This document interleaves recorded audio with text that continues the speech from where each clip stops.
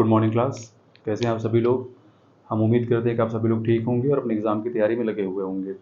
देखिए, आज मॉर्निंग में 10:45 के आसपास या फिर पौने 11 के आसपास में हमारी पहली क्लास अपलोड हो गई इंडियन ज्योग्राफी की, जिसमें कि हमने इंडिया के बारे में चीज़ों को डिस्कस किया हुआ है। और उसी के साथ हमारे करंट इश्यूज़ पे भी टॉपिक्स चल रहे हैं, जिसमें कि हमने निपा वायरस को कवर किया है और इंडियन ये मिडिल ईस्ट यूरोपियन कॉरिडोर को भी कवर किया हुआ है। वो आयुष सर आपके पढ़ा रहे हैं। आज की क्लास में हम देखेंगे जहांगीर को। लास्ट क्लास हमने अकबर को देखा था और इस क्लास हम जहांगीर को देखेंगे और उसको पूरा टॉपिक को कंप्लीट भी करेंगे। ठीक है, ये भी एक मेडिवल हिस्ट्री के लिए इंपॉर्टेंट टॉपिक है, उतना नहीं जितना कि अकबर का था, लेकिन इंपॉर्टेंट है, हम लोग को जानना है। इसके बाद हम लोग शाहजहाँ को कवर करेंगे, फिर उसके बाद हम लोग औरंगजेब को कवर करेंगे और अपने मेडिवल हिस्ट्री खत्म हो जाएगी। तो चलिए आज की क्लास को हम स्टार्ट करते हैं, इसके डिटेल्स को देखते हैं और फिर क्लास के बाद हम कुछ बातें करते हैं। चलिए क्लास को स्टार्ट करते हैं आज के। देखिए, जहांगीर के बारे में क्या सीन है कि जहांगीर का जो टेन्योर था ना, 1605 से लेकर के 1627 तक का टेन्योर था, 1605 टू 1627। देखिए, इनको जो टाइटल दी गई थी जहांगीर को, इनको एक नाम से बुलाया जाता था। देखिए, ये वो है जहांगीर या फिर सलीम। ठीक, इनका आपका टेन्योर पता ही चल गया, 1605 से लेकर के 1627 तक का हो गया। दूसरा चीज़ क्या है ना कि he was the eldest son of Akbar, है ना। एल्डेस्ट सन किसका? एल्डेस्ट सन, सबसे बड़ा बेटा किसका? अकबर का। Okay, he was the eldest son of the Akbar. इसका नेक्स्ट पॉइंट इसमें ये है कि ही होल्ड द टाइटल। ठीक है, इन्होंने एक टाइटल को लिया था कब? अपने फादर के डेथ के बाद, जब इनके फादर की डेथ हुई थी और जब ये लोग धीरे धीरे कैप्चरिंग स्टार्ट कर दिए थे हिस्ट्री में, मेडिवल हिस्ट्री में, अलग अलग टेरिटरीज का, तो इन्होंने एक अपने लिए एक टाइटल को लिया था। वो टाइटल क्या था? नूर उद्दीन मोहम्मद जहांगीर। ओके, इंपॉर्टेंट है ये टाइटल। अगर एग्जाम में पूछता है कि टाइटल किसके लिए था, नूरुद्दीन मोहम्मद जहांगीर, तो ये टाइटल किसके लिए आ जाएगा? जहांगीर के लिए। ठीक है, अगला चीज में देखिए, इनके खुद के बेटे कौन? शाहजहां, जो कि इनके सबसे बड़े बेटे थे शाहजहां, है ना। इन्होंने क्या कर दिया था? अपने फादर के अगेंस्ट में ही रिवोल्ट कर दिया था। ठीक है, एक तरीके से क्या हो गया? सन वर्सेस फादर वाला चीज हो गया था ये। तो इनके खिलाफ में, जहांगीर के खिलाफ में उन्होंने रिवोल्ट किया। अब अपने खुद के बेटे को ही इन्होंने लाहौर के पास में बैटल करके क्या किया? डिफीट किया। डिफीटेड हिज ओन सन, है ना। और डिफीट भी किया, और डिफीट करने के साथ साथ क्या किया? कैप्चर भी कर लिया, प्रेजेंट कर लिया। Captured and present. तो जो भी रीज़न रहा उनको अपने फादर के अगेंस्ट में रिवोल्ट करने का, लेकिन उसको क्या हुआ कि जहांगीर ने उसको सक्सेसफुली लाहौर में एक बैटल के थ्रू कैप्चर किया, उसको इम्प्रिजन भी कर दिया। राइट, अगली चीज़ को देखिए, जो जहांगीर की एक्सपेंशनिस्ट पॉलिसी थी ना, एक्सपेंशनिस्ट पॉलिसी जहांगीर की, वो कहीं ना कहीं जा करके दक्कन में, दक्कन इंडिया में जा करके वो फेल हो गई थी। ठीक है, दक्कन इंडिया में जा करके जो एक्सपेंशनिस्ट पॉलिसी थी जहांगीर की, वो फेल्ड रही थी। अब वो फील्ड क्यों रही थी उसको आप देख लीजिए। एक वहाँ पे जंग, वहाँ पे दक्कन में एक रूलर था, मलिक अंबर। ठीक है, तो मलिक अंबर को क्या मिल गया था? सपोर्ट मिल गया था। किससे मिला था? मराठा से। तो इनसे सपोर्ट मिलने की वजह से क्या हो गया था कि जो मलिक अंबर था वो क्या हो गया था? स्ट्रांग हो गया था, और उसकी वजह से जो जहांगीर का जो एक्सपेंशनिस्ट पॉलिसी था ना दक्कन के लिए, वो सक्सेस नहीं रहा। इनके वजह से, मलिक अंबर की वजह से, जो इनको एक्सपेंशन करना था अपना अहमदनगर की वजह, अहमदनगर के एरिया में, फिर विजयनगर अंपायर वाले एरिया में, वो सक्सेसफुल नहीं रहा। किसकी वजह से? मलिक अंबर की वजह से। ठीक है, इसके आगे देखते हैं हम। यहाँ तक आप लोग नोट कर लीजिए, या फिर स्क्रीनशॉट लेना हो तो वो ले लो। इसके आगे देखते हैं हम। एक्सपेंशनिस्ट पॉलिसी दक्कन में जो रही, फेल रही मलिक अंबर की वजह से। आगे इसमें देखिए,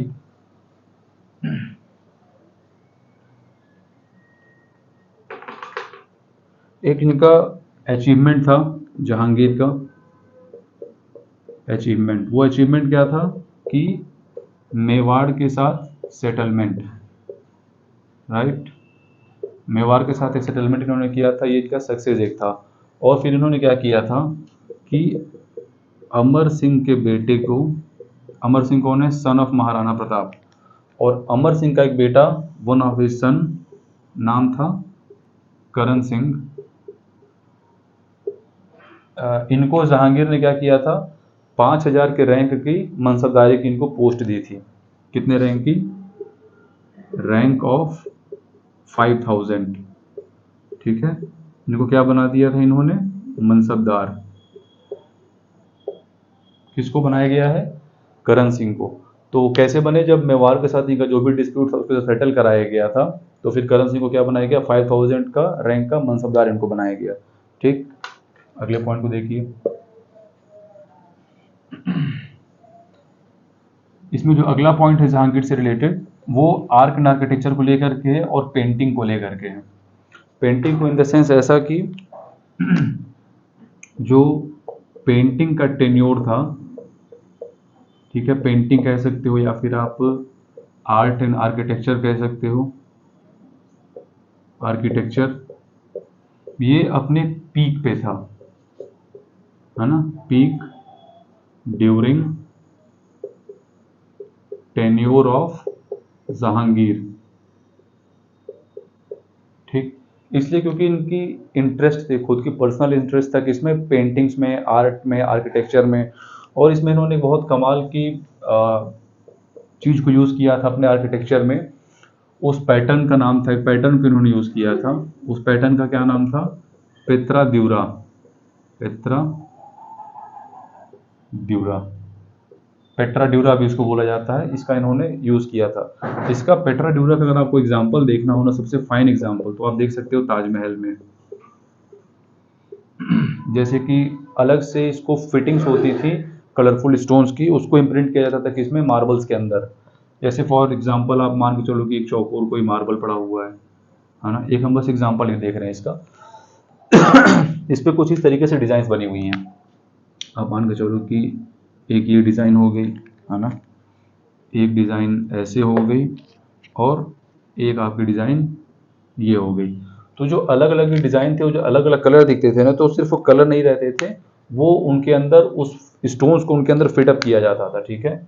जैसे ब्लू कलर का अगर है तो इसके अंदर जो पेत्रा द्यूरा की वजह से फिल किया जाएगा, उसके अंदर ब्लू कलर का स्टोन फिल होगा, इसके अंदर ब्लैक कलर का स्टोन फिल होगा, और इसके अंदर रेड कलर का स्टोन फिल होगा। तो इस आर्किटेक्चर के पैटर्न को कहाँ पर यूज़ किया गया था, सबसे वाइड वैरायटी में, ताजमहल में, जो कि शाहजहाँ ने बनाया था। तो पेत्रा द्यूरा स्टाइल को यूज़ किया गया, तो उसका स्टार्टिंग किसने किया था, जहांगीर ने किया था। अगला पॉइंट आप देखिए, अगला पॉइंट इसमें आ जाएगा मॉडर्न हिस्ट्री से रिलेटेड। मॉडर्न हिस्ट्री में एक इवेंट हुआ था, उसमें क्या हुआ था ना कि दो ब्रिटिशर्स, या फिर आप कह सकते हो कि दो इंग्लिश मैन, कौन कौन थे वो, एक थे कैप्टन हॉकिंस, कैप्टन हॉकिंस, और एक कौन हो गया, थॉमस, THO, थॉमस रो। ये दो लोग किसके कोर्ट में पहुंचे थे, जहांगीर के कोर्ट में। किस लिए, अपनी फैक्ट्री को इस्टेब्लिश करने के लिए, अपने सिस्टम को इस्टेब्लिश करने के लिए, कहाँ पे, इंडिया में। तो कैप्टन हॉकिन का जो टाइम था पहुंचने का, वो था 1608, और थॉमस रो का जो टाइम था पहुंचने का, वो था शायद 1611, ठीक है, 1611। तो सिर्फ 2 से 3 साल का अंतर था, और कैप्टन हॉकिंस और कैप्टन रो किसके कोर्ट में पहुंचे थे, जहांगीर के कोर्ट में पहुंचे हुए थे, ठीक है। इसको मॉडर्न की जगह पे इसको लिख लेते हैं जहांगीर के कोर्ट में, जहांगीर, जहांगीर, जहांगीर के कोर्ट में, कैप्टन हॉकिंस और थॉमस रो, जिसमें कि थॉमस रो को परमिशन मिल गया था।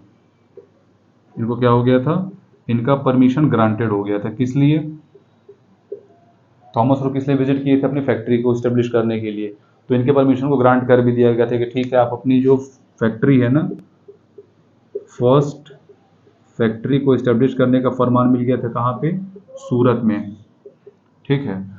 तो फर्स्ट फैक्ट्री को इस्टेब्लिश करने का फरमान किसके थ्रू मिल गया था, इनको मिल गया था जहांगीर के थ्रू।